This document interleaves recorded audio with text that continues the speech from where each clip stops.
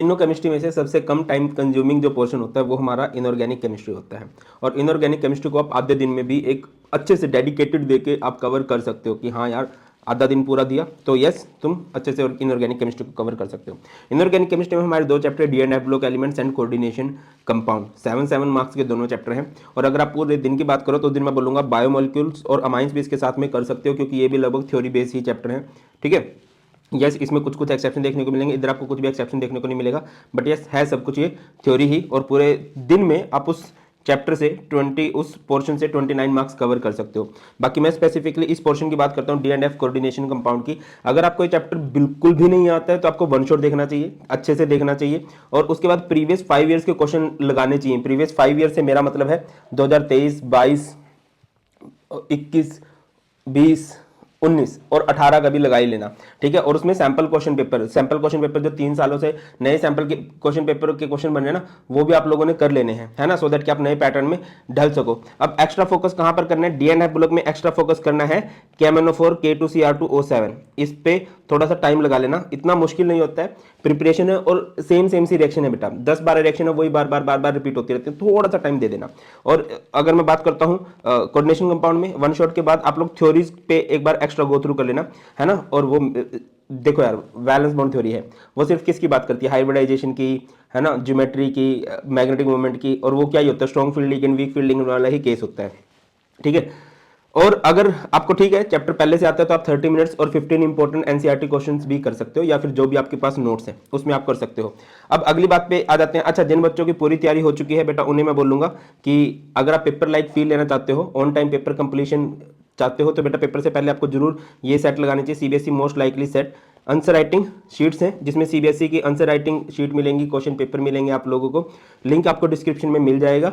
मैं जस्ट बता दूं ये सिर्फ प्रैक्टिस के लिए है ना, पेपर से पहले पेपर लाइक फील लेने के लिए। कहीं आप ये सोचो कि इन्हीं क्वेश्चन में से फाइनल में आएगा, इन जैसा आ सकता है, बट ऐसा नहीं कि यही आएगा। आगे मूव करते हैं। अगर आपको लाइव क्लासेस लगानी है तो हमारा धैर्य अकेडमी चैनल है, और सारे के सारे नोट्स आप लोगों के लिए मैंने Telegram channel Bharat Panchal sir पे अपलोड कर रखे हैं। अब आ जाओ D and F block elements में सबसे इंपॉर्टेंट क्या रहता है। डी एंड एफ ब्लॉक को आप 3 पार्ट्स में डिवाइड कर सकते हो, एक तो डी ब्लॉक एलिमेंट, एक एफ ब्लॉक एलिमेंट, और एक वो KMnO4 K2Cr2O7।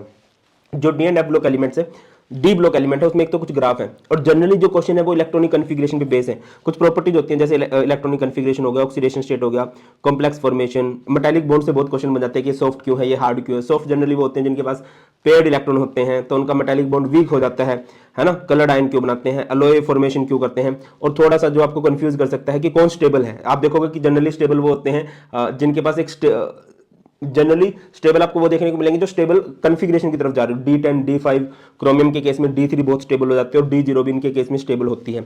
KMnO4 K2Cr2O7 की प्रिपरेशन देखोगे और प्रॉपर्टीज। एफ ब्लॉक में लेंथेनॉइड कॉन्ट्रैक्शन बहुत इंपॉर्टेंट है, उसके कंसिक्वेंसेज, लेंथेनॉइड्स एक्टिनॉइड की सिमिलैरिटीज और डिफरेंस की एक टेबल आती है, उसको अच्छे से कर लोगे, ये कवर हो जाएगा। कोऑर्डिनेशन कंपाउंड में एज सच कुछ भी इंपॉर्टेंट नहीं है, क्योंकि इसमें सब कुछ इंपॉर्टेंट है ना। मैं एक बोलूँ कि इस टॉपिक को कर लो, ऐसा नहीं है, सारे टॉपिक से ही ये चैप्टर आपको समझ में आएगा, क्योंकि स्टार्टिंग में थ्योरी है, जैसे लिगेंड्स किसे कहते हैं, मोनोडेंटेट किसे कहते हैं, बाइडेंटेट किसे कहते हैं, एम्बिडेंटेट किसे कहते हैं, पॉलीडेंटेट, ये सब है। इनसे ही आगे फिर नोमेनक्लेचर बनता है, नोमेनक्लेचर से श्योरली क्वेश्चन बनता है, आइसोमेरिज्म से श्योरली क्वेश्चन बनता है, और सारी की सारी थ्योरी से भी श्योरली क्वेश्चन बनता है। और थ्योरी में सबसे इंपॉर्टेंट जो थ्योरी होती है वो वैलेंस बॉन्ड थ्योरी होती है, जिसमें आपको hybridization, geometry, inner orbital complex, outer orbital complex वाली कहानी पूछी जा सकती है ना। आइसोमेरिज्म में आपको एग्जांपल दिए होते हैं तो आपको समझना पड़ेगा कि ये कौन सा आइसोमर शो कर रहा है, क्लियर। और सीएफटी में ज्यादातर अभी हैंग करने वाले क्वेश्चन बोर्ड्स में भी नहीं पूछे गए हैं, याद रखना डेल्टा टी जो होता है वो 4/9 टाइम्स होता है डेल्टा ओ। स्ट्रॉन्ग फील्ड लिगेंड में पेयरिंग एनर्जी से ज्यादा होती है, ऑक्टाहेड्रल कॉम्प्लेक्स की एनर्जी, वीक फील्ड लिगेंड में पेयरिंग वाली एनर्जी ज्यादा होती है। इसी वजह से स्ट्रॉन्ग फील्ड लिगेंड पेयरिंग करवाते हैं, वीक फील्ड पेयरिंग नहीं करवा पाते, क्योंकि उस केस में पेयरिंग की एनर्जी ज्यादा है, बस और कुछ नहीं है। ऑप्टिकल के लिए कंडीशन याद रखना, कई बार पूछा जाता है कि क्या ये ऑप्टिकल आइसोमर शो कर सकता है, तो ऑप्टिकल के लिए कोऑर्डिनेशन नंबर 6 होना चाहिए, और कम से कम एक बाइडेंटेट लिगेंड प्रेजेंट होना चाहिए। और इस तरह से आप लोग कर सकते हो। बाकी मैं बोलूंगा उस दिन जिस दिन आप ये कर रहे हो तो बायोमोलिक्यूल अमाइन साथ में कर लेना, ऑर्गेनिक के सबसे इजी चैप्टर वही है, ठीक है, इजीली कवर किए जा सकते हैं, और बाकी फिर चैप्टर मुश्किल होते चले जाते हैं।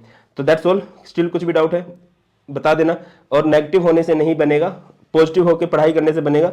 हमारे पास 2-2.5 दिन है, इनका अच्छे से यूज करो, बहुत अच्छे नंबरों से पास हो सकते हो। ख्याल रखिए, जल्दी मिलते हैं। God bless you all, please take care, जय हिंद।